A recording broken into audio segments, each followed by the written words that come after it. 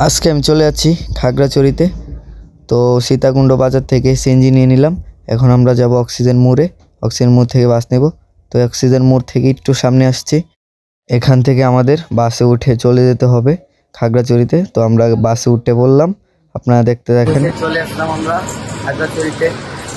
এখন আমরা হোটেলে যাব। হোটেলে গিয়ে হোটেল নিব, তারপরে যাবো আমাদের বন্ধুরা। আচ্ছা রিয়া, তুমি বলো তোমার অনুভূতি কি খাগড়াছড়িতে এসে? এত রাস্তা আমরা জার্নি করে খুব ক্লান্ত, আর কিছু না। তো বলো, বোরিং একটা জার্নি, কিন্তু কেন পরে ভালো লাগবে। কারণ খাগড়াছড়ি আমরা বিভিন্ন স্পটে ঘুরতে যাবো, তো ভালো লাগবে। এই তো হোটেল থেকে এখন বেরিয়ে পড়তেছি। এই মাত্র ফ্রেশ ট্রেশ হইলাম, খাওয়া দাওয়া করবো। খাওয়া দাওয়া করে তারপরে আবার বলতে বেরোবো, খাগড়াছড়ি ঘুরে দেখবো। তারপরে বাজার থেকে চাঁদের গাড়ি নিয়ে নিলাম আমরা। তো এখন আমরা চলে যাব আলু টিলায়। তো আমরা যেতে থাকি, আপনারা দেখতে থাকুন। চলে আসলাম আমরা আলু টিলায়। তো আপনারা ভিউটা জাস্ট উপভোগ করেন।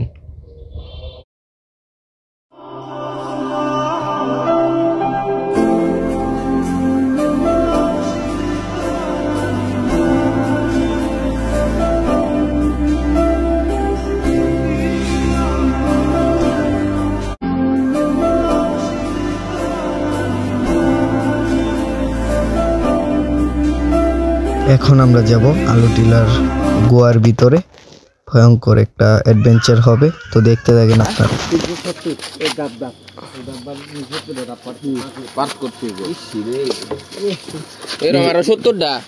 370টা ডাব পাত করতে হবে। আচ্ছা,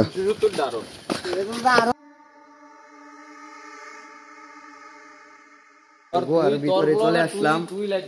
গোয়ার ভিতরে আমরা এখন চলে আসলাম। যে গোয়া কিছুই দেখা যাচ্ছে না, মানে আমরা প্রচুর রাইতে চলে আসছি। আসলে দেখার মতো। ওয়াও ভাই, ঠান্ডা একটা হাওয়া যে আছে ওইটাই অনেক লাইট দর ঠান্ডা যে একটা ভাই বাতাস আছে, এই বাতাসটা সেই লাগতেছে ফিল। ওয়াও,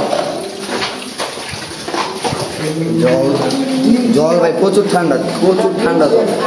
এই যে আমরা সামনের দিকে যাচ্ছি, যতটুকু যাওয়া যায় ততটুকুই যাব। ভয় পাওয়ার কোনো কারণ নাই, সব এনে আছে মেলাজন। আমরাই আছি 10 জন, আরো মানুষ আছে। আমরা আরো ভিতরে যাচ্ছি, অনেকে যাচ্ছে।